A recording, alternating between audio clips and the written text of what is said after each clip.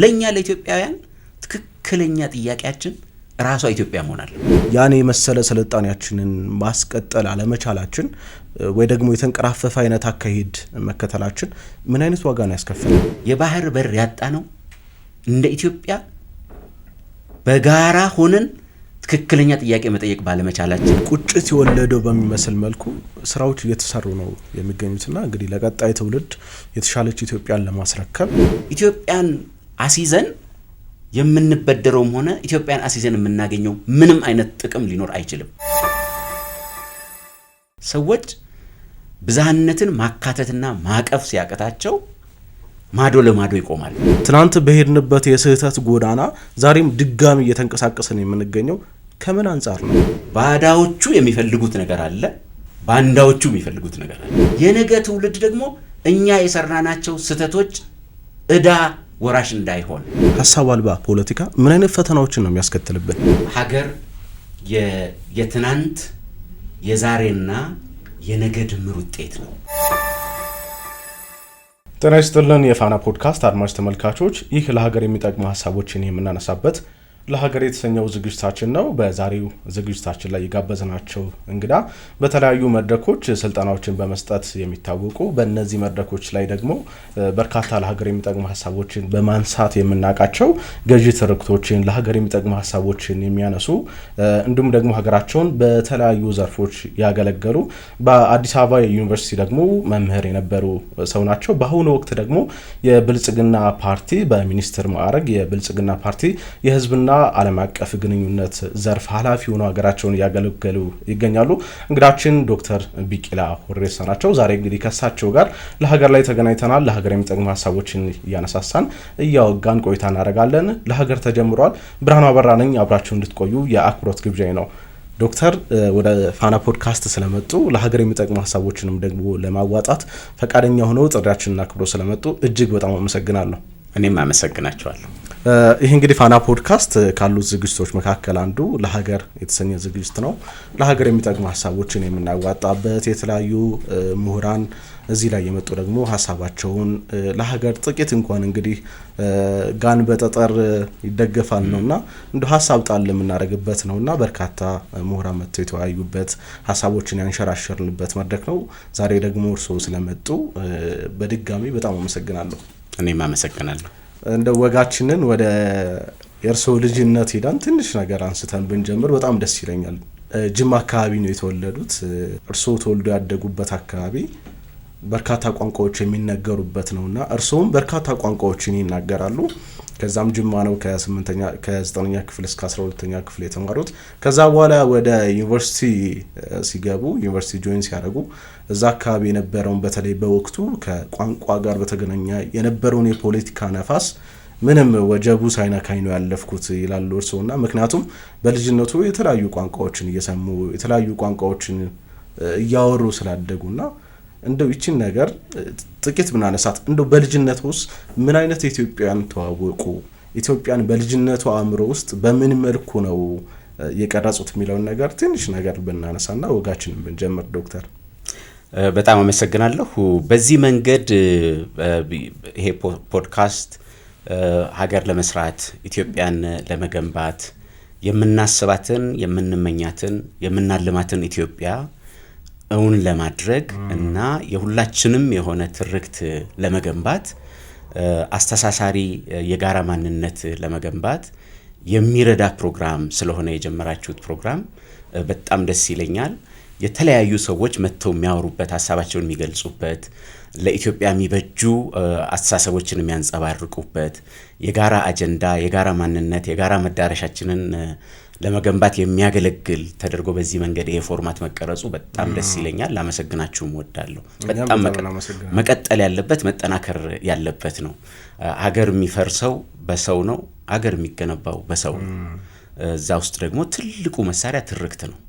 ስለዚህ የጋራ አስተሳሳሪ ትርክት ለመገንባት የሚረዳ በጣም ቆንጆ ፕሮግራም ስለጀመራችሁ አጠናክራችሁ እንድትቀጥሉ ነው ማንሳት የምፈልገው። ከኔ ጋር አያይዘህ ያነሳው ነገር እውነት ነው።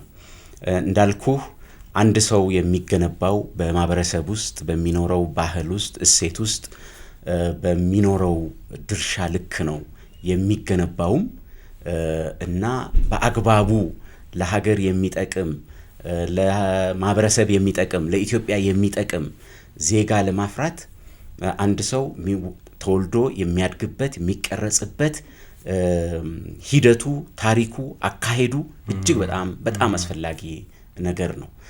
ለዚህ ነው አሁን ኢትዮጵያን ለመገንባት በምናደርገው ጥረት ውስጥ ህብረ ብሔራዊነትን፣ የጋራ ማንነትን፣ በልዩነቶች ውስጥ ትልቅ ኢትዮጵያን ማየትን መሰረት አድርጎ ልጆችን መኮትኮት፣ ማሳደግ፣ በዛ እየቀረጹ ማምጣት እጅግ በጣም አስፈላጊ ነው የምንለው ለዚህ ነው ማለት ነው። የራሴን የግል ጉዳይን በምታይበት ጊዜ ተወልጄ ያደግኩበት አካባቢ ከጅማ ከተማ ወጣ ብሎ የሚገኝ አካባቢ ነው።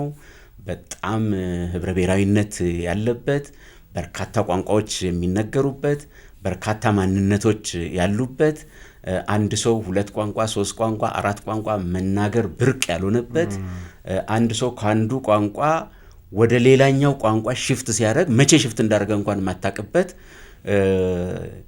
ይሄ የከሌ ባህል ነው ይሄ የከሌ ቋንቋ ነው የማይልበት፣ ሁሉም የራሱ የሆነ የሱም የሁሉም የሆነ አይነት ማህበረሰብ ውስጥ ነው ተወልጄ ያደግኩት ማለት ነው። እዛው ስታድግ ብዝሃነት ምን ማለት እንደሆነም ይገባሃል፣ ኢትዮጵያ ማለት ምን ማለት እንደሆነችም ይገባሃል ማለት ነው። ይሄ በጣም አስፈላጊ ነገር ነው። ለዛ ነው ከልጅነት ጀምሮ የምታድግበት ኢንቫይሮንመንት፣ ማህበረሰቡ ያለው ታሪክ ያለው ማንነት፣ የኑሮ ዘይቤ ይቀርጽ ኢትዮጵያዊነትን ለመቅረጽ ያገለግላል ማለት ነው። ከዛ አንጻር እኔ ተወልጄ ትምህርትም የጀመርኩበት አካባቢ እና ያደግኩበት አካባቢ በአጠቃላይ ስታየው ኢትዮጵያዊነት የሁሉም ነገር አጀንዳ ማጠንጠኛ ነው።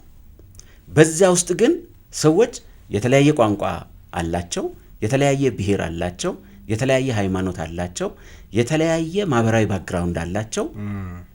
ነገር ግን ያ የጋራ ማንነታቸውን አይገድብም፣ ኢትዮጵያዊነታቸውን አይገድብም። ትልቁን ስዕል አይገድብም። ኢትዮጵያ በምትባለው ነገር ላይ ይግባባሉ ማለት ነው። ይሄ ከምንድን ነው የሚመጣው? በዋናነት የሚገባኝ ራሱ አካታችነቱ፣ አቃፊነቱ፣ ማህበረሰብ ውስጥ ያለው አካታችነትና አቃፊነት ሰዎች በሌሎች ሰዎች ዘንድ ያለው የኔም ጭምር ነው ብለው እንዲያስቡ እንጂ ማዶ ለማዶ ቆመው እኛ እናንተ ብለው እንዲቆሙ አላደረጋቸው። ሰዎችን ትልቁን ስዕል ትልቁን ማንነት እንዳያዩ የሚያደርገው አንድ ትልቅ ፈተና ሰዎች ብዝሃነትን ማካተትና ማቀፍ ሲያቅታቸው ማዶ ለማዶ ይቆማሉ። ያንተና የኔ ማለት ከጀመርኩኝ የሆነ ድልድይ ሰራን ማለት መሀል ላይ የሆነ ማያገናኘን ነገር ሰራን ማለት ነው። እኔ ማሰብ ያለብኝ ያንተ ነገሮች በሙሉ የኔም ጭምር ናቸው፣ መቀበል አለብኝ፣ ማክበር አለብኝ። ከቻልኩ ደግሞ አንተ ኤክሰርሳይዝ የምታደርገውን ከአንተ ጋር ሆኜ ኤክሰርሳይዝ ማድረግ አለብኝ፣ አንተም እንደዛው። እንደዛ ሲሆን ለካ ቋንቋዎች፣ ባህሎች፣ ማንነቶች አንድነትንና ትስስርን የሚያጠናክሩ እንጂ ልዩነትንና ማዶ ለማዶ መቆምን የሚያጎሉ የሚያሰፉ አይደሉም ወደሚል ይመጣል ማለት ነው። ያደግኩበት አካባቢ እንደዛ ነው። ጅማ አካባቢ ብትሄድ፣ በጅማ ውስጥ ያሉ እኔ የተወለድኩበት ወረዳዎች አካባቢ ብትሄድ ይሄ ባህል ከድሮ ጀምሮ ራሱ አካባቢ ከተሰራበት ታሪክ ጀምሮ ማለት ነው ሰዎች እንደዛ አይነት ባህል ነው ያለው። ለምሳሌ በሙስሊምና በክርስቲያን መካከል ያለው መተባበር፣ ያለው መደጋገፍ፣ ያለው አንዱ የሌላውን ለማሳካት የሚያደርገውን ጥረት ስታይ በቃ ይሄ ኢትዮጵያዊነት ይሄ ማለት ነው ትላለህ ማለት ነው።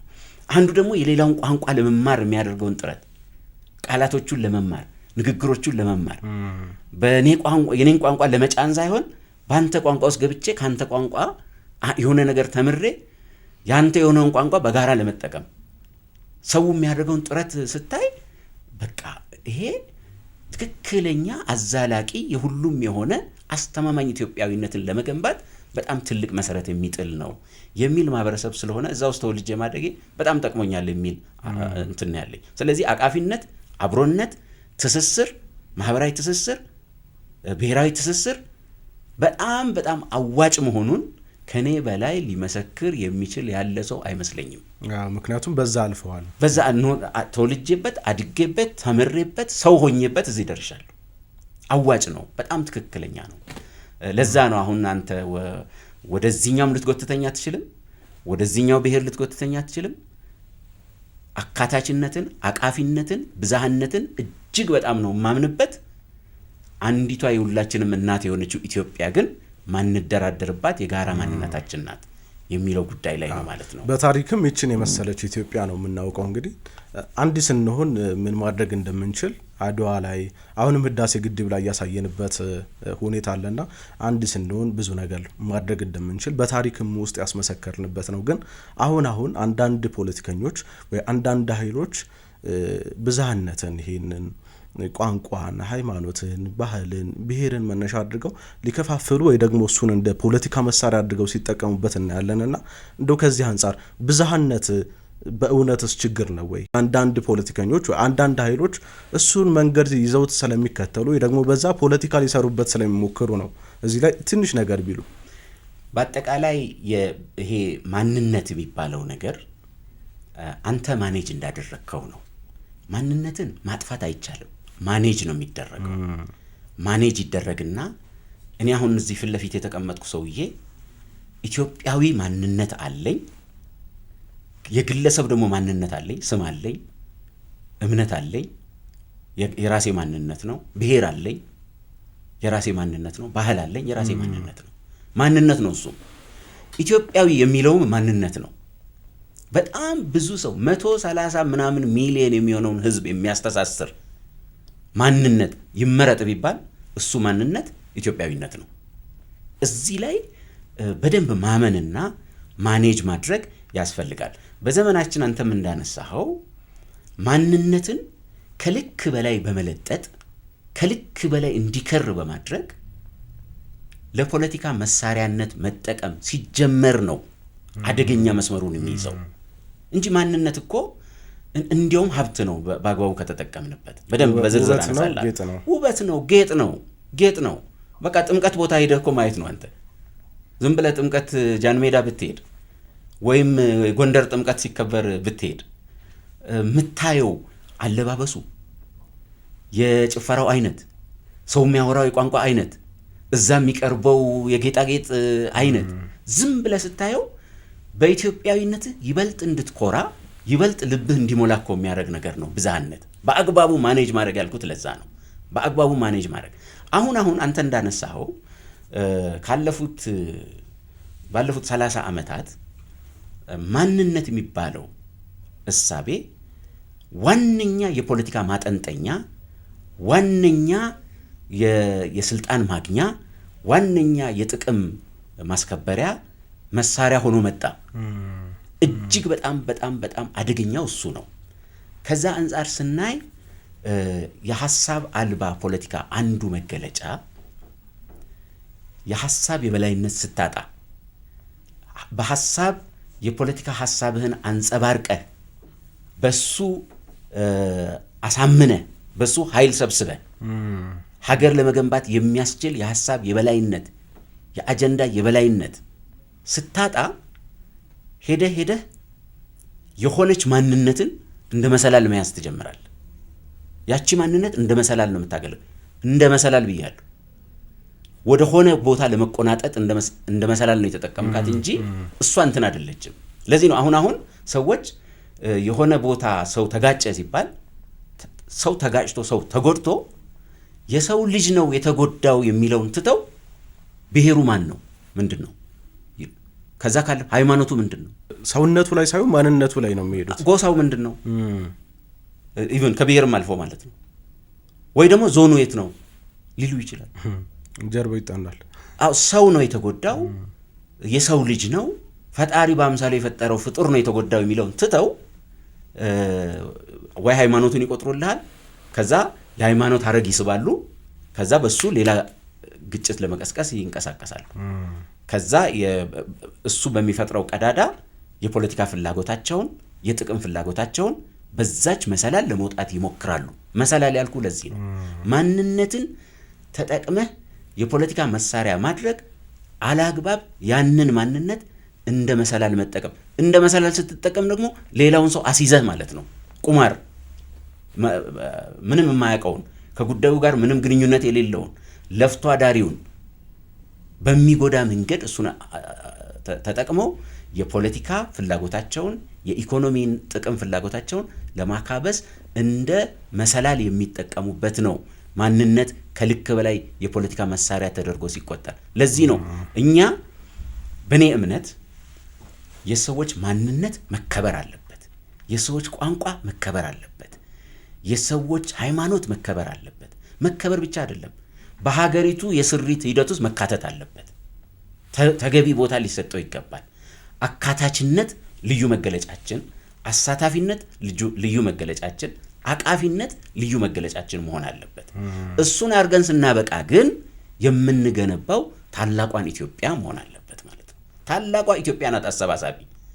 ምክንያቱም ሰዎች ማንነታቸው እንደተከበረ፣ ቋንቋቸው፣ ብሔራቸው፣ ሃይማኖታቸው እንደተከበረ ትልቁ ማንነት ግራንድ ናሬቲቭ የምንለው የትልቁ ማንነትን ለመገንባት በምናደርገው ጥረት ውስጥ ዋናው ማጠንጠኛ ሀገራዊ ማንነታችን እንደ ኢትዮጵያ በዓለም አደባባይ የምንቆምበት የጋራ ማንነታችን ላይ ትኩረት አድርጎ መስራት በጣም ተገቢ ነው። ለዛ መሳሪያው ግን ቅድም እንዳልኩ ነው፣ አካታችነት፣ አቃፊነት፣ አሳታፊነት በጣም ኢምፖርታንት ነው።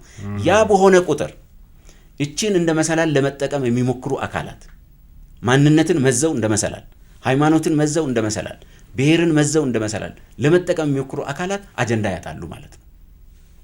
ምክንያቱም መሳሪያ መሆኑ ይቀራል ማለት ነው። ምክንያቱም ኦልሬዲ ተካቷል፣ ኦልሬዲ አቃፊ ሆኗል፣ ኦልሬዲ አሳታፊ ሆኗል።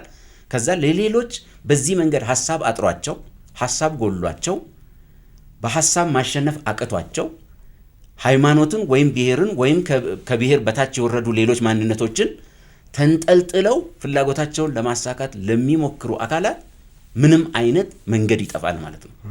ያን ማድረግ ይገባል። ስለዚህ ነገሮችን በአካታችነት በአቃፊነትና በአሳታፊነት ፍሬምወርክ ውስጥ ኢትዮጵያዊ ማንነትን ለመገንባት ጥረት ማድረግ በጣም ተገቢ ነው። ሐሳብ አልባ ፖለቲከኞች በዚያ ምክንያት ነው ቀዳዳ አግኝተው የገቡት ማለት ነው። ቀዳዳውን መድፈን ይገባል። ቀዳዳው ምንደፍነው እንዴት ነው? በምንሰራት ኢትዮጵያ ውስጥ ኢትዮጵያ ከሁሉም ለሁሉም በሁሉም የሆነች አገር እንድትሆን ማድረግ። ከዛ በኋላ እነዚህ ወይ ወደ ሐሳብ ገበያው ይቀላቀላሉ ወይ ጠቅልለው ከፖለቲካ ገበያው ይወጣሉ ማለት ነው፣ አቅም ስለሚያጡ። ያ ነው በጣም አስፈላጊ የሚል እምነት ነው ያለኝ። ፖለቲካ እንግዲህ ሀሳብ ነው፣ የሀሳብ ትግል ነውና ሀገርን ያስቀደመ የሀሳብ ትግል ነው። ግን አሁንም ያው ሀሳብ አልባ ፖለቲካ እያነሳን ስለሆነ ነው ይሄኛውን ያነሳሁት። ሀሳብ የሌለው የፖለቲካ ስራ ፈተናው ምንድን ነው? ወይ ሀሳብ አልባ ፖለቲካ ምን አይነት ፈተናዎችን ነው የሚያስከትልብን? የሀሳብ አልባ ፖለቲካ ዋና መገለጫው በአንድ ሀገር የሀሳብ ገበያ ውስጥ የምትሸጠውና የምትገዛው ነገር ስታጣ እዛ የሀሳብ ገበያ ውስጥ የበላይነት ማግኘት እንደማትችል ሲገባ፣ ለምን? ሀሳቡ ስለሌለ። በሀሳብ እጥረት የተጎዳ አካል የሚመርጠው የሀሳብ አልባ አቅጣጫ ነው፣ የሀሳብ አልባ መንገድን ነው። ያ መንገድ በጣም አደገኛ መንገድ ነው። ያ መንገድ ወደ ፖለቲካ ሸቀጥ፣ ወደ ፖለቲካ ገበያ ይወስዳል። የፖለቲካ ገበያው በቀጥታ ከሀሳብ ገበያ ይወጣና ማንነቶችን፣ ሃይማኖትን፣ ብሔርን፣ ባህልን፣ የሰዎች ማንነትን እንደ መንጠላጠያ እንደ ዋነኛ መሳሪያ ወደ መጠቀም ይሄድና እሱን ለፖለቲካ ስልጣን ማግኛ መንገድ፣ የኢኮኖሚ ጥቅም ማግኛ መንገድ አድርጎ ወደ መጠቀም ይሄዳል። ይሄ በጣም አደገኛ ጉዳት ነው ያለው በአንድ ሀገረ መንግስት ግንባታ ውስጥ በጣም አደገኛ መንገድ ነው ያለው። አንዱ ይሄን መንገድ የሚመርጡ ኃይሎች አንደኛ ከሀሳብ ይልቅ ስሜትንና ስሜታዊነትን ያስቀድማሉ። ይሄ በጣም አደገኛ ነገር ነው፣ የምናየው ነው ማለት ነው። ከሀሳብ ይልቅ ስሜትንና ስሜታዊነትን የሚያስቀድሙ የሀሳብ አልባ ፖለቲከኞች በቀጥታ እነሱን በሀሳብ ተከራክረህ ማሳመን የጋራ መግባባት ላይ መድረስ አትችልም። ምክንያቱም ከዛ ገበያ ወጥተዋል እነሱ። ለመነጋገርም ደግሞ በሐሳብ ለማመንም ዝግጁ አይሆን አይመችም። ለነሱ የሚመቸው ስሜት ኮርኳሪ ስሜት ቀስቃሽ የሆነ ነገር ካገኙ ብቻ ትንሽ ነገር ኮሽ ባለች ቁጥር ያን በማባባስ እና በማጋጋል መረጋጋትን በማሳጣት ስክነትን በማሳጣት ሰዎችን ወደ ስሜት ባቡር ውስጥ በማሳፈር ሰዎች ተረጋግተው ራሽናል ሆነው ምክንያታዊ ሆነው ከማሰብ ይልቅ በስሜት ተነድተው ነገሮችን በዚያ መንገድ እንዲወስኑና እንዲከውኑ የሚያደርግ መንገድ ነው። በስሜት የተወሰነ ውሳኔ ደግሞ አደገኛ ነው። በስሜት የሚኬድበት መንገድ በሙሉ ሄዶ ወደ ገደል ነው የሚያመራው ማለት ነው። የሀሳብ አልባ ፖለቲካ በሀገራችን የደቀነው አንዱ ፈተና ይሄ ነው። ለምሳሌ የሆነ ነገር በተፈጠረ ቁጥር ያ ነገር እንዲጋጋል እንዲባባስ ማድረግ እንጂ እስቲ ቁጭ ብለን ሰከን ብለን እንነጋገርበት የሚለውን መንገድ አይመርጡትም። ይሄን አይታችኋል ባለፉት አመታት ማለት ነው። ትንሽ ነገር ይፈጠር እሱን ወይ ወደ ሃይማኖት አቅጣጫ ወይ ወደ ብሔር አቅጣጫ ወይ ደግሞ ንዑስ የሆኑ ማንነቶች ታች ያሉ ማንነቶች እንደ ጎሳ አይነት በመውሰድ ያ እንዲጋጋል እንዲባባስ በሰዎች መካከል መጠራጠር፣ ጥላቻ፣ ቂም በቀል እንዲፈጠር በማድረግ በዛ መንገድ የሚፈጠረውን ቫኪዩም ተጠቅመው ነው ኢኮኖሚያዊ ጥቅማቸውንም ሆነ ፖለቲካዊ ፍላጎታቸውን ማሳካት የሚፈልጉት። ይሄ አንድ ሀገር ከሰከነና ከምክንያታዊ አቅጣጫ ወጥቶ ወደ ስሜትና ወደ ስሜታዊነት አቅጣጫ እንዲያመራ ስለሚያደርግ የህግ የበላይነትን ማስከበር ሁሉ የማይቻልበት ደረጃ ላይ ሊደርስ ይችላል ማለት ነው። ስለዚህ ሀገር ደግሞ የሚመራው በህግና በስርዓት ነው። በአንድ ሀገር ውስጥ ህግና ስርዓት ማክበር ባልቻልክ ቁጥር ሀገረ መንግስቱ አደጋ ውስጥ እየወደቀ ነው የሚመጣው። ለዚህ ነው የስሜትና የስሜታዊነት አቅጣጫና መንገድ የሐሳብ አልባዎች መንገድ ነው። ሐሳብ የጎደላቸው ሐሳብ ያጠራቸው አካላት መንገድ ነው። እሱ መንገድ የስሜታዊነት መንገድ ነው፣ የጉልበት መንገድ ነው፣ የነውጥ መንገድ ነው፣ የተንኮል መንገድ ነው፣ የሴራ መንገድ ነው። እነዚህ ናቸው መገለጫዎቹ። ተንኮል፣ ሴራ፣ ጥላቻ፣ ቂም በቀል፣ ስሜታዊነት እና የነውጥ መንገድ ይመርጣል። ይሄ ማለት አንድ ሀገረ መንግስት እንዳይሰክን እንዳይረጋጋ እምቅ አቅሙን አስተባብሮ የልማት ስራ እንዳይሰራ በእነዚህ አጀንዳዎች እየተጎተተ እንዲቀር አቅሙ እንዲበላ የሚያደርግ ስለሆነ ሄዶ ሀገርን እንደ ሀገር ኢትዮጵያን እንደ ኢትዮጵያ የሚጎዳ ይሆናል ማለት ነው። የሰከነ ስርዓት አይኖርም። በሐሳብ የበላይነት ጉዳዮችን አጢኖ መወሰን አይኖርም። ተነጋግሮ በንግግር ችግሮችን መፍታት አይኖርም። ህግ ማስከበር አይኖርም። የሰከነ ስርዓት አይኖርም። በዚህ መንገድ አገር ወደ ነውጥ እንዲሄድ ያደርጋል። ፖለቲካዊ አለመረጋጋትን ያመጣል። ፖለቲካዊ ስክነትን ይከለክላል። ኢኮኖሚያዊ ትኩረትን ይበላል። እምቅ አቅምን አስተባብረህ ልማት ላይ እንዳታውል ያደርጋል። ንግግርህ በሙሉ አጀንዳህ በሙሉ እቅድህ በሙሉ እነዚህ የሐሳብ የበላይነት የጎደላቸው አካላት በሚጠነጥኑት አጀንዳ ላይ ይሆናል። በዛ መንገድ ሀገር ኢኮኖሚያዊ አቅሟን ሳትጠቀም እምቅ አቅሟን ሳትጠቀም ወደ ኋላ እየተጎተተች እንድትሄድና አሁን የሚቆጨንና የሚያንገበግበን ከዓለም ኋላ የመቅረት ጉዳይ እንዲመጣ ያደርጋል ማለት ነው። ለዛ ነው አደገኛ ነው። ፖለቲካሊ አደገኛ ነው፣ ኢኮኖሚካሊ አደገኛ ነው የምንለው ለዛ ነው። እንደው እነዚህ ኃይሎች ምንድነው በግልጽ የሆነ ፍላጎታቸው ምንድነው ማለት? ዞሮ ይሄ አይነቱ አካሄድ ሄዶ መጨረሻ ራስንም የሚበላ አይነት አካሄድ ስለሆነ ለማንም አዋጭ እንዳልሆነ ይታወቃል። ግን እንደው ምንድነው ከጀርባቸው ምን አይነት ኃይል ነው ያለው? ምናልባት ተልኮ ተቀብሎ የሀገሪቱን ሰላም የማደናቀፍ ሊሆን ይችላል፣ ለብዙ ነገሮች መሰናክል ለመሆን ይችላል እንጂ ከዛ ውጭ ለእንደዚህ አይነት ኃይሎችስ የአይነቱ አካሄድ አዋጭ ነው ወይ? ምንድነው የሚጠቀሙት? ኢትዮጵያን ለዘመናት ሲፈትናት የነበረው ከዚህ ከሐሳብ አልባ ፖለቲካ ጋር በተያያዘ ለዘመናት ሲፈትናት የነበረውና ቅድም እንዳነሳውልህ ለኋላ መቅረታችን ምክንያት የሆነው አንዱ ነገር የባንዳና የባዳ የጋራ የተቀናጀ ተልእኮ እና ሀገር ውስጥ የሐሳብ አልባ ፖለቲካ ተጠቂ የሆኑ አካላት ለሌሎች ባዳዎች የመሸጥና የመከራየት አደጋ ነው። ይሄ በጣም አደገኛ ነገር ነው። በዘመናት ውስጥ ወደ ኋላ ሄደ በምታይበት ጊዜ የኢትዮጵያን ችግር ወደ ኋላ ሄደ በምትቆጥርበት ጊዜ በኢትዮጵያ ሀገረ መንግስት ግንባታ ሂደት ውስጥ ረጅም ዘመን ወደ ኋላ ሄደ ብታይ ሀገር ውስጥ ያሉ የሐሳብ ገበያን የሐሳብ መንገድን መከተል ያልቻሉ በአቋራጭ ፍላጎቶቻቸውን ማሳካት የሚፈልጉ አካላት ፍላጎቶቻቸውን ለማሳካት የሚረዳቸውንና ጉልበት የሚሆናቸውን የሐሳብ የበላይነት ማግኘት ሲያቀታቸው ያንን በአቋራጭ ለማስፈጸም ሲሉ ለሌሎች ታሪካዊ ጠላቶቻችን ይከራያሉ፣ ይሸጣሉ ማለት ነው።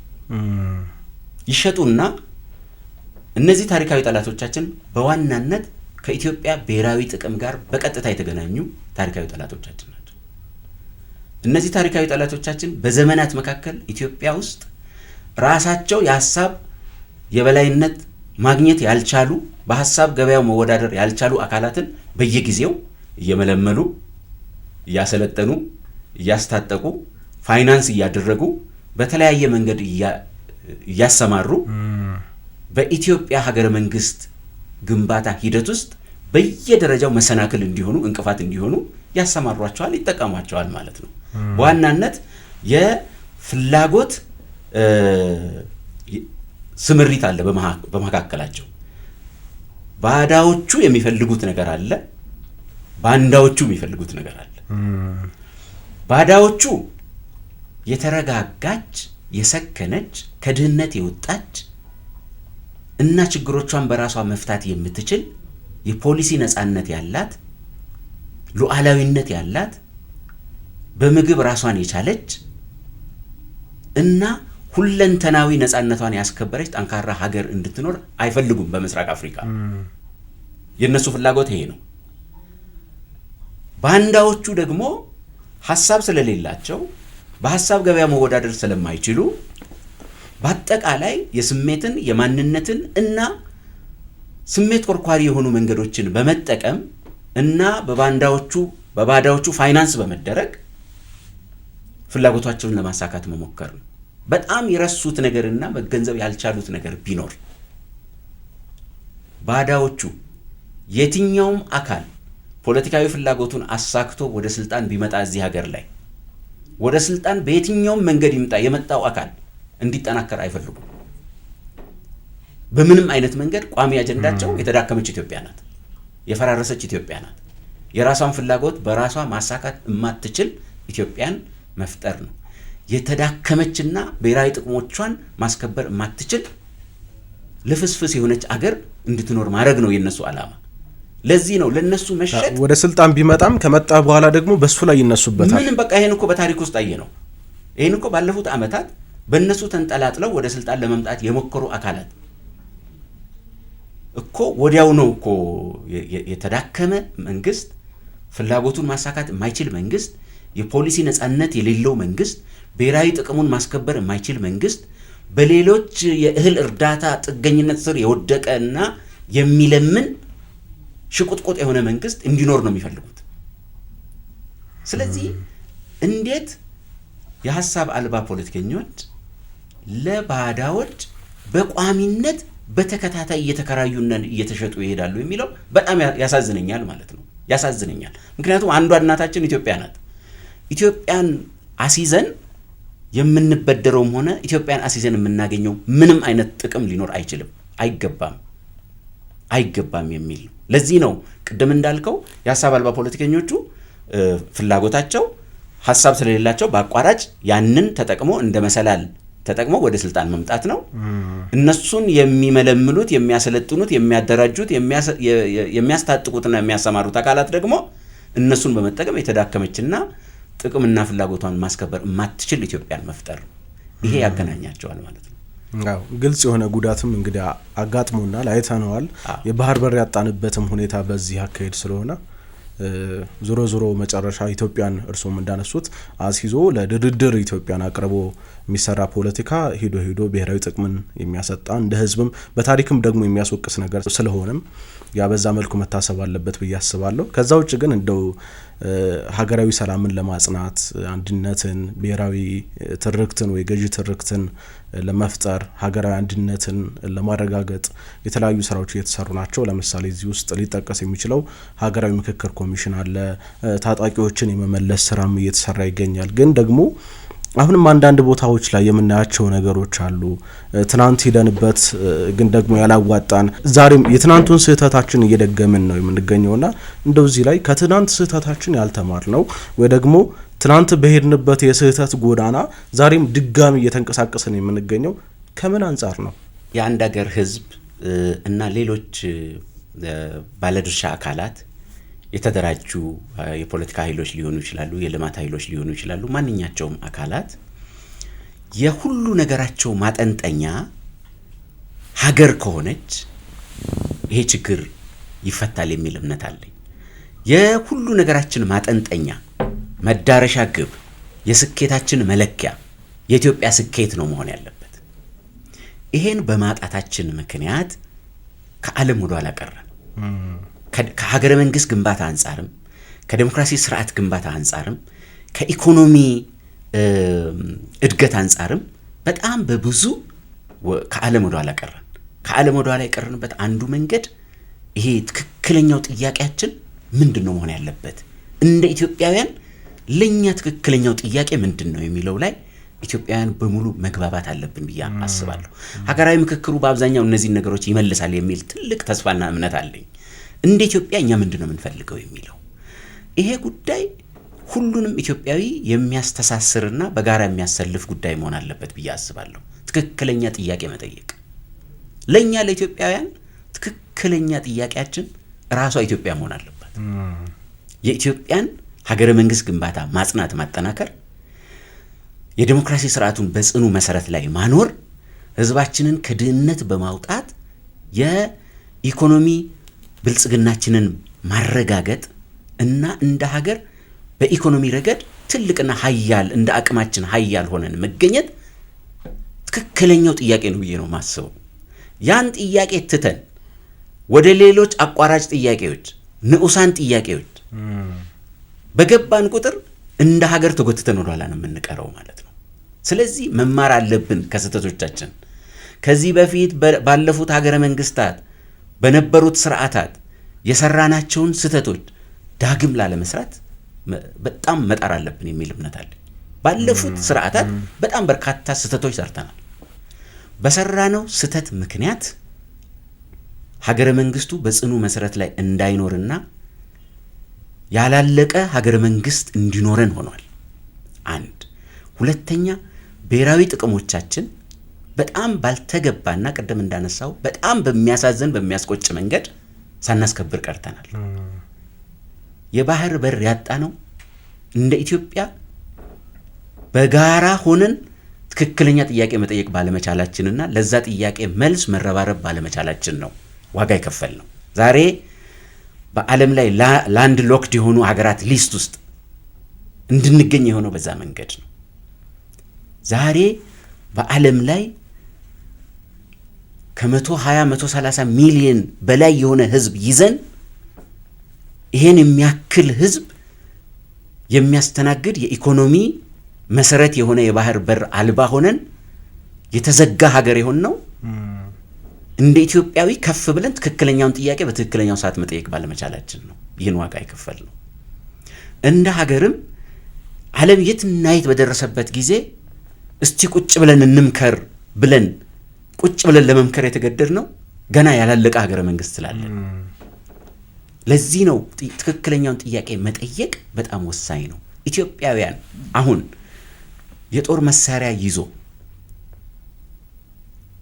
ጫካ ወንድሙን ገሎ የሚመልሰው ትክክለኛ ጥያቄ ምንድነው ብሎ ራሱን መጠየቅ አለበት ብዬ ነው የማምነው። እስቲ አሁን በተለያየ መንገድ የታጠቁ ጽንፈኛ ኃይሎች ይንቀሳቀሳሉ። ትክክለኛውን ጥያቄ እየጠየቁ ነው ወይ? እነዚህ ሰዎች ቢሳካላቸው የትኛውን የኢትዮጵያ ጥያቄ ነው የሚመልሱት? በትክክል ያ ጥያቄ በመሳሪያ አፈሙዝ መልስ ሊያገኝ የሚችል ነው ወይ? የጉልበት መንገድ የኢትዮጵያን የዘመናት ጥያቄ ይመልሳል ወይ? የኢትዮጵያን ብሔራዊ ጥቅም ለማስከበር በሚረዳ መንገድ የጉልበትና የመሳሪያ አፈሙዝ መንገድ መልስ ያመጣል ወይ የሚል በጣም በጣም በጣም አንገብጋቢ ጥያቄ መልስ ማግኘት አለበት ብዬ ነው የማስበው። ምክንያቱም ያጣነውን ነገር በሙሉ ያጣነው እንደ ኢትዮጵያ ነው። ወደኋላ የቀረንባቸውን ዘመናት ወደኋላ የቀረነው እንደ ኢትዮጵያ ነው። በዓለም አደባባይ ቀና ብለን መሄድ ስንችል ቀና ብለን መቆም ያቃተን እንደ ኢትዮጵያ ነው። እንደ አንድ የሆነ ቡድን አይደለም ያጣነው። እዚህ ሀገር ላይ በኢትዮጵያውያን መካከል የነበሩ ጥያቄዎች በሙሉ የኢትዮጵያውያን የጋራ ጥያቄዎች ናቸው። ያንድን ብሔር ለይተህ የምትመልሰው፣ ያንድን ሃይማኖት ለይተህ የምትመልሰው፣ ያንድን ማንነት ነጥለህ ለይተህ የምትመልሰው ጥያቄ የለም። ጥያቄዎቻችን የጋራ ናቸው። ስንተባበርና በጋራ ስንቆም ብቻ የሚመለሱ ጥያቄዎች ናቸው። በጋራ አሁን ሀገራዊ ምክክር ኮሚሽኑ እንደጀመረው ተሰባስበን ቁጭ ብለን በመምከር የምንመልሳቸው ናቸው። ከዓለም የምንፈልገው ነገር የብሔራዊ ጥቅም ነገርም ካለ እንደ ኢትዮጵያውያን በጋራ ከቆምን ብቻ የምንመልሳቸው ናቸው። ይሄን ከታሪክ መማር አለብን። በጋራ መቆም ባለመቻላችን አሳልፈን የሰጠናቸው በጣም በርካታ የኢትዮጵያ ብሔራዊ ጥቅሞች አሉ። አሁንም ያን መፍቀድ የለብንም። አሁን ትክክለኛ የሆነ መንገድ ላይ ተገኝተናል ብዬ ነው የማስበው። እንደ ኢትዮጵያውያን መሰባሰብ ጀምረናል ብዬ ነው የማስበው። እንደ ኢትዮጵያውያን ያጣናቸውን ነገሮች ለማግኘት ተባብረን በአንድነት ሆነን በአንድ ልብ እንደ ኢትዮጵያ የምንጠይቃቸውን ጥያቄዎች ቆመን እንጠይቅና እናግኝ የሚል ትክክለኛ አቅጣጫ ላይ መተናል የሚል እምነት ነው ያለን። ታሪክ አስተምሮናል። ካለፉ ስህተቶቻችን በሚገባ ተምረናል። በጋራ መቆም ጀምረናል። ይህ በጋራ መቆማችን መቀጠል አለበት። የሐሳብ አልባ ፖለቲከኞች ቁጭ ብሎ ሊያስቡ ይገባል። መንገዱ እንደማያዋጣ ሊያስቡ ይገባል። አሁን የተከተሉት የመሳሪያ አፈሙዝ የጉልበት የነውጥ መንገድ ፈጽሞ የኢትዮጵያን ጥያቄም ሆነ የራሳቸውንም ጥያቄ ጭምር የማይመልስ መሆኑን ሊገነዘቡ ይገባል የሚል እምነት ነው ያለኝ። እንደው በስርዓት መቀያየር ውስጥ በመንግስታት መቀያየር ውስጥ ሀገር፣ ብሔራዊ ጥቅም፣ ህዝብ፣ የህዝብ ተቋማት፣ የሀገር ተቋማት የሚባሉ ነገሮች መቀጠል አለባቸውና እንደው ግን ባለፉት ጥቂት ዓመታት ባለፉት 5-6 10 ዓመታት ውስጥ የነበረን የስርዓት መቀያየር ወይ የመንግስት መቀያየር ሂደት ውስጥ ልምምዳችን እንደሚያሳየው አንዱ ሲመጣ ትናንት የነበረውን ነገር ሁሉ እየወቀሰ ትናንት የነበረውን ሁሉ እየኮነነ በትናንት ታሪክ መቃብር ላይ የራሱን የሚለውን ታሪክ ለመጻፍ እንደዚህ አይነት ሂደት ውስጥ እየገባ ነው የመጣውና እንደው ይሄ እንደ ሀገር ምን አይነት ዋጋ አስከፍሎናል ዶክተር?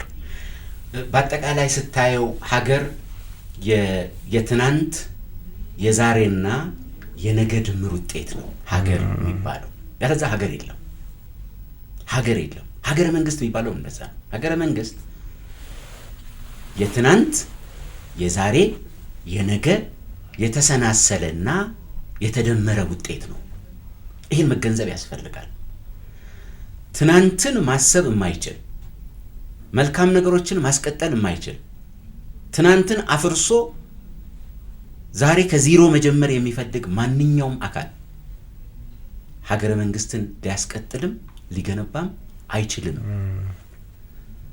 ሀገርም ሲገነባ ሀገር የተቋማት ግንባታ ድምር ውጤት ነው ይባላል። ሀገር ስንገነባ ተቋማቱን፣ ትርክቱን፣ መዋቅራቸውን፣ ሱፕራስትራክቸራቸውን በአጠቃላይ አስተሳስሮ የመገንባት ሂደት ውጤት ነው ሀገር የሚባለው። በዚህ ሂደት ውስጥ አሁን ባለፉት 6-7 ዓመታት ከለውጥ ወዲህ የተጀመረው ሀገርን ከትናንት ከዛሬ ከነገ አዋጥቶ የመገንባት ነገር የትናንት ትውልድን ከዛሬ ትውልድ ጋር የዛሬ ትውልድን ከነገ ትውልድ ጋር አስተሳስሮ ሀገር የመገንባት ነገር እጅግ በጣም ወሳኝ ነገር ነው ብዬ ነው ማምነው። አንዱ እሱ ነው። እሱ እሳቤ አሁን መስመር ይዟል ብዬ ነው የማስበው። የተቋማት ግንባታ ሙከራዎቻችንን ማይተህ እንደሆነ ትናንት ባለፉት 50 60 70 100 ዓመታት የነበሩ ለኢትዮጵያ ሀገረ መንግስት ግንባታ ሂደት የራሳቸው አሻራ የነበራቸው ተቋማት አቧራቸው ተራግፎ የጎደላቸው ነገር ተሟልቶላቸው የተሰነካከሉበት ነገር ካለ ተቃንቶ ለዛሬና ለነገ ሀገር ግንባታ እንዲውሉ በሚያስችል ሁኔታ እየተሰሩ ነው ያሉት። ዛሬ የምንሰራው ነገር በሙሉ ነገን በማፍረስ ሊከናወን አይችልም። ትናንትን በማፍረስ ሊከናወን አይችልም። ትናንትና በጣም በርካታ መልካም ነገሮች ተሰርተዋል። በጣም ጥሩ ጥሩ ነገሮች ተሰርተዋል። ስህተቶችም ነበሩ። ስለዚህ የኛ ስራ ምንድነው? ትናንት የተሰሩ በጣም መልካም የሆኑ የትናንት አሻራዎች የሆኑ ዛሬ ልንረሳቸው የማይገቡ ይዘን ማስቀጠል ማጠናከር የሚገቡ መልካም ነገሮች ካሉ ከትናንት ወደ ዛሬ አምጥተን አጠናክረን አሳምረን የዛሬውን ትውልድ በሚዋጅ መንገድ አበጅተን መጠቀም አለብን። ትናንት የተሰሩ ስህተቶች ካሉ ደግሞ ወደዚህኛው የነሱ ዕዳ ወደዚህኛው ትውልድና ወደ ነገ ትውልድ እንዳይተላለፍ እነዛ ስህተቶች ተምረንባቸው ልምድ ወስደንባቸው እንዳይደገሙና ወደዚህ ትውልድና ወደሚቀጥለው ትውልድ እንዳይተላለፉ አድርገን ማስቀጠል ይገባል። ለዚህም ነው ዛሬ ያለው ትውልድ ነው ለኢትዮጵያ ሀገረ መንግስት ግንባታ ትልቅ ኃላፊነት ያለበት። ወደ ኋላም ተጉዞ ኃላፊነት አለበት፣ ወደፊትም ተጉዞ ኃላፊነት አለበት ማለት ነው። ከትናንቱ መልካም ነገሩን ማምጣትና ማጠናከር እና ዛሬ መልካም ነገር መስራት፣ የነገ ትውልድ ደግሞ እኛ የሰራናቸው ስህተቶች ዕዳ ወራሽ እንዳይሆን አድርጎ ሀገር መገንባት ያስፈልጋል። ዛሬ ያለን ሰዎች ዛሬ በምንሰራው ስራ መልካሙን በመስራታችን የሚመጣው ትውልድ ሊመርቀንና ሊባርከን ይገባል እንጂ እኛ ዛሬ ያለን ትውልዶች በሰራነው ክፋት፣ ተንኮልና ጥፋት የሚቀጥለው ትውልድ የኛን ዕዳ ሲከፍል መኖር የለበትም የሚል እምነት አለ። ተቋሞቻችንን በዛ መንገድ ነው እየተገነቡ ያሉት። ለምሳሌ የመከላከያ ሰራዊታችንን ብታይ በዛ መንገድ ነው የሚገነባው። በጣም ረጅም ዓመት ያስቆጠረ የመከላከያ ሰራዊት ነው። የፖሊስ ተቋማት አሉ፣ የዲሞክራሲ ተቋማት አሉ፣ የመሰረተ ልማት ተቋማት አሉ፣ የሚዲያ ተቋማት አሉ። ወደ ኋላ 70-80 ምናምን ዓመት ሄደ ማለት ነው። እነሱን ተቋማት ታሪካቸውን አክብረ አሳምረ የጎደላቸው ነገር ካለ አስተካክለ ለሚቀጥለው ትውልድ እንዲሆኑ አድርገህ አበጅተ ነው ማስቀጠል የሚገባው የሚል እምነት አለኝ። ለዚህ ነው እኛ የኢትዮጵያን ሀገረ መንግስት መገንባት የምንፈልገው የትናንትን የዛሬንና የነገ ስራን በማስተሳሰርና በማዛመድ ነው የምንለው ማለት ነው። እንደው ቅድም ወደ ኋላ ስለቀረንበት ምክንያቶች ሲያነሱ ነበርና እኛ እንግዲህ በስልጣኔ ከዓለም ቀዳሚ የነበርን ህዝቦች ነን። ለዚህ በርካታ ማሳያዎችን ማንሳት ይቻላል። ለምሳሌ በኪነ ህንጻ ጥበብ አክሱምን የመሰለ ላሊበላን የመሰለ ሱፍ ዑመርን የመሰለና ሌሎች በርካታ ማሳያዎችን ማንሳት ይቻላል። በተለያዩም ዘርፎች ቀዳሚ የነበረን ህዝቦች ነን። ግን ደግሞ እንደው ባልተጠበቀ ሁኔታ አሁን ወደ ኋላ ቀርተናልና ያን የእድገት ጉዞ ወይ የስልጣኔ ጉዞ ማስቀጠል ባለመቻላችን ወይ ደግሞ የተንቀራፈፈ አይነት መንገድ በመከተላችን እዚህ ደረጃ ላይ ደርሰናልና እንደው ይሄ ምን አይነት ዋጋ ነው ያስከፈለን? ይሄ አካሄዳችን ወይ ደግሞ ያን የመሰለ ስልጣኔያችንን ማስቀጠል አለመቻላችን ወይ ደግሞ የተንቀራፈፈ አይነት አካሄድ መከተላችን ምን አይነት ዋጋ ነው ያስከፈለን ዶክተር? በሶስት መንገድ ማየት ይቻላል። ብዙ መንገዶች አሉ፣ ግን ሶስት ሰብሰብ አድርጌ በሶስት በገልጸው ደስ ይለኛል። አንዱ ቅድም እንዳልኩ በአጠቃላይ ሁለንተናዊ ነገር ዓለም ከደረሰበት ደረጃ አንጻር ሲታይ ወደ ኋላ የቀረን ሀገር ነን እኛ። ወደ ኋላ የቀረን ህዝቦች ነን። ያሳዝናል፣ ያስቆጫል። ቅድም ምክንያቶቹን አንስቼልሃለሁ እና አሁን ያስከፈለን ዕዳ ያስከፈለን ዋጋ በጣም ትልቅ ነው። አንዱ ያለቀለትና የተረጋጋ የሰከነ ሀገረ መንግስት እንዳይኖረን አድርጓል። ትልቅ ፈተና ነው። በጣም ትልቅ ዕዳ ነው። ያለቀለት ሀገረ መንግስት፣ የተገነባ ሀገረ መንግስት፣ የሰከነና የተረጋጋ ሀገረ መንግስት እንዳይኖረን አድርጓል። ያን ማስቀጠል ከዛ ቶሎ ተምረን እያስተካከልን ማስቀጠል ባለመቻላችን ማለት ነው። አሁን የምታየው ያልተግባባንባቸው በጣም በርካታ አገራዊ አጀንዳዎች ኖረው አሁን በደረስንበት ደረጃ እስቲ ቁጭ ብለን እንምከርና የተሻለ መፍትሄ እንፈልግ የሚል ደረጃ ላይ የደረስነው የሀገረ መንግስት ግንባታ ሂደታችን እየጨረስን እየተግባባን ባለመምጣታችን ምክንያት ነው። ያ አሁን ላይ የምታየው ያላለቀ ሀገረ መንግስት የሚያስከፍለው ዋጋ ከጸጥታ ችግር ጋር፣ ከፖለቲካ ስክነት ችግር ጋር፣ ከስሜት ፖለቲካ ጋር በተገናኘ አሁን የምንከፍለው ዋጋ በዚያ ሂደት ውስጥ የተፈጠረ ስህተት ውጤት ነው ብዬ ነው የማስበው። እሱን ማረም አለብን። ለዚህ ነው አሁን አትሊስት እኛ አሁን ደርሰናል። የሚቀጥለው ትውልድ ተመሳሳይ ችግር ሊገጥመው አይገባም የምንለው ለዛ ነው። ስለዚህ አሁን ያስከፈለን ዋጋ ፖለቲካሊ ሲታይ ያላለቀ ያልሰከነ ያልተረጋጋ ሀገረ መንግስት እንዲኖረን አድርጓል። ይህን ማረም ማስተካከል ይገባል።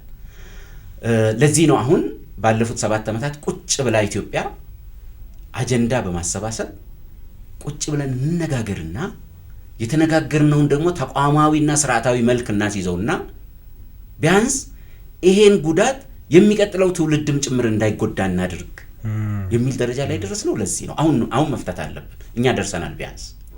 ስለዚህ ያ ዋጋ ያስከፍላል። ሁለተኛው በኢኮኖሚው ደረጃ የከፈልነው ዋጋ ነው። ኢትዮጵያ በዓለም ላይ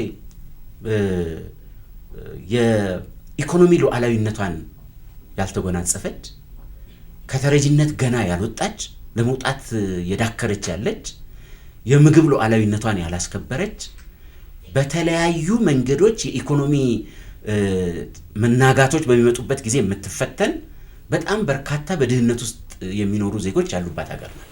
ይሄን መካድ አይቻልም።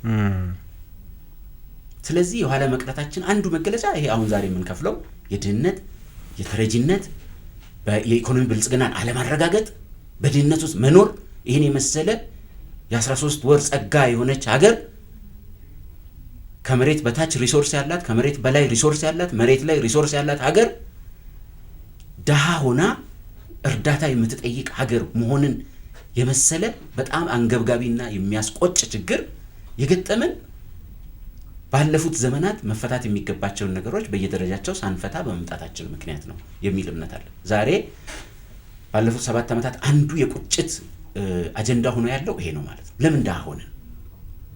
ለምን ተረጂነት ውስጥ ያለን ህዝቦች ሆነን? በሚሊዮን የሚቆጠር ተረጂ እንዴት ኖረን? እንዴት ከስንዴ ከውጭ ሀገር የምናስገባ ሆነን? ባለፉት 7 ዓመታት የጠየቁ ጥያቄዎች ናቸው። እንዴት የተፈጥሮና ሰው ሰራሽ አደጋ በገጠመ ቁጥር እኛ ስንዴ ለማኝ እንዴት ሆነ? እንዴት ከዚህ መውጣት አቃተን? በገጠሩ በከተማው እምቅ ሀብት እያለ በሚሊዮኖች የሚቆጠሩ ዜጎች እንዴት በድህነት ይኖራሉ? እንዴት አትሊስት በግለሰብ ደረጃ የምግብ ነፃነታቸውን የምግብ ዋስትናቸውን ማረጋገጥ የሚችሉ ዜጎችን እንዴት መፍጠር አቃተን የሚል ፈተና ነው የገጠመን ማለት ነው። ስለዚህ ሁለተኛው ምልህ በኢኮኖሚ ረገድ ሲታይ የደረስንበት በጣም የሚቆጭ የሚያንገበግብ ከሌሎች የበለጸጉ የዓለም ሀገራት ተርታ መሰለፍ ስንችል በድህነት ውስጥ ያለን ሀገር የሆንበት አንዱ የኋላ መቅረታችን መገለጫ ነው። ሁለተኛው እሱ ነው። ሶስተኛው ከብሔራዊ ጥቅም አንጻር ያለው ከብሔራዊ ጥቅም አንጻር ቀደም አንስተዋል፣ እኔም ትንሽ ለማንሳት ሞክሬያለሁ። ከብሔራዊ ጥቅም አንጻር ኢትዮጵያ በምስራቅ አፍሪካ እጅግ በጣም ስትራቴጂያዊ ቦታ ያለች ሀገር፣ በሁለት ውሃዎች መካከል በሁለት ጸጋዎች መካከል ያለች ሀገር ፍላጎቶቿን ለማሳካት እንቅፋትና ደንቃራ በዝቶባት ከሁለቱ ውሃዎች ተገፍታ የበይ ተመልካች ሆና እንድትኖር የተደረገች ሀገር ናት። ሶስተኛው በጣም ፈታኝ ጉዳይ ይሄ ነው። ለዚህ ነው ባለፉት 7 ዓመታት ከተጠየቁ በጣም ስትራቴጂያዊ ጥያቄዎች አንዱ እንዴት ከሁለቱ ውሃዎች ተገፋን? እንዴት ከሁለቱ ውሃዎች ተገፋን? እንዴት ከብሔራዊ ጥቅሞቻችን ተገፍተን ባይተዋር ተደረግን? የሚለው የኋላ መቅረታችን አንዱ መገለጫ ይሄ ነው ማለት ነው። ለዚህ ነው ባለፉት 7 ዓመታት የተጠየቁ እንዴት ሀገረ መንግስታችን እዚህ ደረጃ ደርሶ ያልተጠናቀቀ ሀገረ መንግስት ለምን ኖረን? ለምን ደሃ ሆንን? ለምን በኢኮኖሚ ብልጽግና ወደ ኋላ የቀረን ሀገር ለምን ሆንን? ብሔራዊ ጥቅሞቻችንን ልቅም አድርገን ማስከበር እንዴት አቃተን? የሚሉ ጥያቄዎች እንዲጠየቁ ያደረገ በጣም የሚቆጭ በጣም የሚያንገበግብ ችግር ውስጥ ጥያቄ ውስጥ እንድንወድቅ ያደረገው የኋላ መቅረታችን መገለጫ እነዚህ ሶስቱ ናቸው። በርካታ ናቸው፣ ሲጠቃለሉ እነዚህ ሶስቱ ይገልጹታል። እንግዲህ እርሶም እንደገለጹት ባለፉት 7 ዓመታት ቁጭት የወለደው በሚመስል መልኩ ስራዎች እየተሰሩ ነው የሚገኙትና እንግዲህ ለቀጣይ ትውልድ የተሻለች ኢትዮጵያን ለማስረከብ እንደው ይህንን በምን መልኩ ተረድተን መስራት አለብን ወይ ደግሞ እንደው ከማን ምን ይጠበቃል? ኋላ መቅረታችን አሁን ላለው ስርዓት፣ አሁን ላለው መንግስት፣ አሁን ላለው ፓርቲ እና አሁን ላለነው ዜጎች ኢትዮጵያውያን ሁሉ ኋላ መቅረታችን እንቅልፍ የሚነሳ ነገር መሆን አለበት ብዬ ነው ማስበው። እንቅልፍ የሚነሳ ነገር ነው መሆን ያለበት በፍጹም። ለምሳሌ ይሄን ጉዳይ ቅድም እንዳልኩት የተረጋጋ የሰከነ ዘላቂ ሰላም ያለበት የዲሞክራሲ ስርዓቱ የተረጋገጠ ሀገረ መንግስት መገንባት እንዴት ሳንችል ቀረን የሚለው እንቅልፍ የሚነሳ ነገር መሆን አለበት። ዛሬ በደረስንበት ደረጃ እንዴት የሆኑ ቡድኖች የጦር መሳሪያ አንስተው በየጫካው ይንከራተታሉ የሚለው በጣም አንገብጋቢ ነገር መሆን አለበት። ምን ማለት ነው ለኛ አሁን ላለነው ትውልዶች ይሄ ማለት የሚለው በጣም አንገብጋቢ ነገር መሆን አለበት፣ ለሁሉም ባለድርሻ አካላት ማለት ነው። ሁለተኛ ሁሉ ነገር እያለን በዓለም ላይ የአየር ንብረቱ ምቹ፣ አፈሩ ለም፣ በጣም በርካታ ተፋሰሶችና ትላልቅ ወንዞች ያሉበት ሀገር፣ በምስራቅ አፍሪካ እጅግ በጣም ስትራቴጂያዊ በሆነ ቦታ ላይ የተመሰረተ ሀገር እንዴት ነው ድሃ የሚሆነው? ምንድነው የድህነታችን? ለምንድነው ድሃ የሆነው? እንዴት ነው በሚሊዮን የሚቆጠሩ ተረጂዎች የሚኖሩን እኛ? እንዴት ነው የምግብ ዋስትናቸው ማስከበር ያልቻሉ በገጠር በከተማ የሚኖሩ ዜጎች እንዴት ይኖሩናል እኛ? እንዴት ነው በድህነት የሚገለጽ ሀገር እንዴት እንሆናለን? በጣም የሚቆጭ መሆን አለበት። ሶስተኛው ቅድም እንዳልኩት እንዴት ብሔራዊ ጥቅሞቻችንን ማስከበር አቅቶን ባለን ሀብት ፈጣሪ በሰጠን ጸጋ እንዴት በሀገራችን ባይተዋር እንሆናለን የሚሉ ጥያቄዎች አንገብጋቢ መሆን አለባቸው። አንዱ መነሻ ይሄ ነው። ይሄ የአመራሩ ጥያቄ መሆን አለበት፣ የእናንተ የባለሙያዎች ጥያቄ መሆን አለበት፣ የምሁራን ጥያቄ መሆን አለበት፣ የመንግስት ሰራተኞች ጥያቄ መሆን አለበት፣ የሃይማኖት አባቶች የሀገር ሽማግሌዎች ጥያቄ መሆን አለበት። ይሄ በተለያዩ የዓለም አካባቢዎች ያሉ የዲያስፖራ ኢትዮጵያውያን ጥያቄ መሆን አለበት። ይሄ የእያንዳንዱ መደበኛ ዜጋ ጥያቄ መሆን አለበት የሚል ነው። ለመፍታት መነሻው ይሄ ነው ብዬ ነው የማስበው። መቆጨት አለብን፣ መንገብገብ አለብን። ይሄ ጉዳይ እንዴት ነው በዚህ ደረጃ የተገኘ ነው የሚል ከውስጥ ፈንቅሎ የሚወጣ የቁጭት ስሜት ሊኖረን ይገባል የሚል ነው አንዱ። ይሄ እዚህ ላይ ከተግባባን፣ ይሄ ከቆጨን፣ እንዲህ መሆናችን ካንገበገበንና እንቅልፍ ከነሳን ለመመለስ አንቸገርም የሚል እምነት አለኝ። ለመመለስ አንቸገርም። ይሄ ከቆጨን በኋላ ግን እንደ ኢትዮጵያውያን እነዚህ ጉዳዮች ሊያሰባስቡን፣ ሊያስተሳስሩን፣ አንድ ሊያደርጉንና በጋራ ሊያሰልፉን ይገባል የሚል እምነት ነው ያለኝ። ስለዚህ ከዚህ መውጣት አለብን ማለት ነው። በተለይ ከበርካታ ጉዳዮች መሃል ሶስቱን ጠቅሼልሃለሁ። የሀገረ መንግስት ግንባታና የዲሞክራሲ ስርዓት ግንባታ ጉዳይ፣ እንደ ሀገር ኢኮኖሚ ብልጽግናን የማረጋገጥ ጉዳይ እና ብሔራዊ ጥቅሞቻችን የማስከበር ጉዳይ የሚያሰባስበን፣ የሚያስተሳስረን፣ በጋራ የሚያሰልፈን፣ ጊዜ ልንሰጠው የማይገባ የጋራ አጀንዳችን ሆኖ በጋራ ልንሰለፍ ይገባል የሚል እምነት አለን።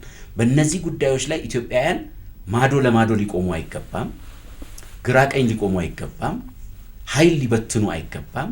በየትኛውም የዓለም ማዕዘን የምንገኝ ኢትዮጵያውያን በሙሉ በእነዚህ ጉዳዮች ላይ በጋራ ቆመን ይሄን ጉዳይ ፈተን ከኢትዮጵያ ጫንቃ ላይ ዕዳዋን ማውረድ አለብን የሚል እምነት አለኝ። ከመጪው ትውልድ ላይ ዕዳውን መቀነስ አለብን የሚል እምነት አለኝ። እንደዛ ከሆነ ሁሉም የየራሱን ኃላፊነት የየራሱን ሚና ይወጣል ማለት ነው። የየራሱን ሚና የየራሱን ኃላፊነት የሚወጣው ከገባው፣ ከተቆጨ፣ ከተንገበገበ፣ እንቅልፍ ከነሳውና ከሌሎች ኢትዮጵያውያን ወንድምና እህቶች ጋር በጋራ ቆሞ እነዚህ ጥያቄዎች በዘላቂነት እንዲመለሱ የሚያስችል ኃላፊነት በግልም ሆነ በቡድን መወጣት ከቻለን ይሄን ማድረግ አለብን የሚል እምነት አለን። ስለዚህ በዝርዝር ስንመለከተው አመራሩ አሁን ይሄን ጉዳይ ተቀብሏል። በጣም ተቆጭቷል። በጣም እንቅልፍ ነስቶታል በየደረጃው ያለው አመራር የሚል እምነት ነው ያለኝ እኔ። እነዚህ 3 ስትራቴጂያዊ የሆኑ ጉዳዮች። ከዛ በኋላ ግን ባለፉት 7 ዓመታት አይታችሁ እንደሆነ እነዚህን ጥያቄዎች በተሳሰረና በተቀናጀ መንገድ ለመመለስ የሚያስችል ሮድማፕ ተሰርቶ ተዘጋጅቶ እየተሰራ ነው ያለው። እነዚህን ጥያቄዎች ለመመለስ የሚያስችል ሮድማፕ ሩቅ አሳቢ ትውልድን የዋጀ ለሚቀጥሉት ትውልዶች የተሻለ ሀገር ለማስረከብ የሚረዳ ሮድማፕ ተዘጋጅቶ መተግበር ጀምሯል። ባለፉት 7 ዓመታት የሰራናቸው ስራዎች በሙሉ እነዚህን ጥያቄዎች በመመለስ ከመጪው ትውልድ ላይ እዳውን የመቀነስና የዛሬው ትውልድም ኃላፊነቱን ተወጥቶ እንዲያልፍ የሚያደርግ ስራ ነው እየተሰራ ያለው ቅድምም እንዳነሳው። ስለዚህ የሀገራዊ ምክክር ጉዳይ፣ የሀገራዊ ምክክር ሂደታችን ጉዳይ፣ የሽግግር ፍትህን የማረጋገጥ ጉዳይ፣ ነፃ ገለልተኛና ብቁ የሆኑ ተቋማት እዚህ ሀገር እንዲፈጠሩ የማድረግ ጉዳይ፣ የዲሞክራሲ ስርዓት ግንባታ ሂደታችንን በጽኑ መሰረት ላይ እንዲኖር የማድረግ ጉዳይ፣ በሀገራችን እየተፈጠረ ያለውን የሰላምና የደህንነት ስጋት እና ችግር በዘላቂነት በንግግር የመፍታትና ዘላቂ ሰላምና መረጋጋት የመፍጠር ጉዳይ ያለምንም እረፍት እየተሰራ ነው ያለው። በኢኮኖሚ ረገድም ስታየው ባለፉት ዓመታት ይሄ የድህነቱ እና ኋላ ቀርነቱ የፈጠረው ቁጭት ከሌሎች ተረጅነት የመላቀቅ ጉዳይ፣ በምግብ ሉዓላዊነት የምግብ ሉዓላዊነት በማረጋገጥ ራስን የመቻል ጉዳይ፣ ከውጭ የሚገቡ ምርቶችን በሀገር ውስጥ በማምረት ከውጭ ጥገኛ የመሆን አባዜን የመቅረፍና ነፃነትን የመጎናጸፍ ጉዳይ፣ በጣም በርካታ ኢኒሼቲቮች ተቀርጸው እንደ የስንዴ ኢኒሼቲቭ፣ የአረንጓዴ ልማት ኢኒሼቲቭ፣ የሌማት ትሩፋት ኢኒሼቲቭ የመሳሰሉት በየደረጃቸው የኢትዮጵያን የኢኮኖሚ ብልጽግና ለማረጋገጥና ህዝባችንን ከድህነት ለማውጣት በሚያስችል መንገድ ሁሉም ሰው በጊዜ የለኝም መንፈስ እንዲሰራና ከድህነት ወጥቶ በግለሰብና በቤተሰብ ደረጃ ብልጽግናውን እንዲያረጋግጥ የማድረግ ጉዳይ በጣም በትልቅ ትኩረትና ርብርብ እየተሰራ ነው የሚገኘው። ከብሔራዊ ጥቅሞቻችንም አንጻር ስታዩ ስትራቴጂያዊ የሆኑ የትውልድ ጥያቄዎች አሁን መጠየቅ ጀምረዋል። ስለዚህ ግልጽ የሆኑ ሁሉም ኢትዮጵያውያን በአንድነት ሊቆምላቸው የሚገቡ መስመር ተቀምጧል። በጣም ትክክል። አሁን ግን እንደው ስለ ብሔራዊ ጥቅም እያነሳን ስለሆነ ግልጽ ለማድረግ ጉዳዩን እንደ ሀገር ብሔራዊ ጥቅሞቻችን ምንድን ናቸው? ህዝብ ይሁንታውን ባልሰጠበትና አሻራውን ባላኖረበት መንገድ የተሰራ ምንም ነገር የለም። ብሔራዊ ጥቅሙን ማስከበር ያልቻለ መንግስትና ህዝብስ እጣ ፈንታው ምንድነው? የባህር በር ጥያቄያችንን ለምሳሌ ከሰላምና ደህንነት አንጻር የብሔራዊ ጥቅም ጥያቄ ሆኖ ሊቀርብ ይችላል። የቀጠናው ሀገራትስ ይህንን ጥያቄ በምን መልኩ ነው መመልከት ያለባቸው? ባለፉት ዘመናት አይታችሁ እንደሆነ ኢትዮጵያ በየትኛውም የኢትዮጵያ ታሪክ ውስጥ በቀጠናው ላይ አፍራሽ ሚና ተጫውታ አታውቅም። ብሔራዊ ጥቅሙን ማስከበር ያልቻለ ሀገር እንደ ሀገረ መንግስት መቀጠል ነው የማይችለው። በሀገረ መንግስት ግንባታ ሂደት ውስጥ የፓርቲ ፖለቲካ ምን አይነት አስተዋጽኦ ነው ያለው? የዲሞክራሲ ስርዓት ግንባታችን ከውጭ ሀገር የተቀዳ በመሆኑ ምክንያት ያለቀለት አይደለም። መደመርስ ብቸኛ እሳቤ ወይ ብቸኛ አማራጭ ነው ወይ? እሳቤዎችን እንዳለ ገልብጦ ለማምጣትና በዛ እሳቤ ፍጹም የሰከሩ ኃይሎች የነበሩበት ወቅት ነበረ ማለት ነው።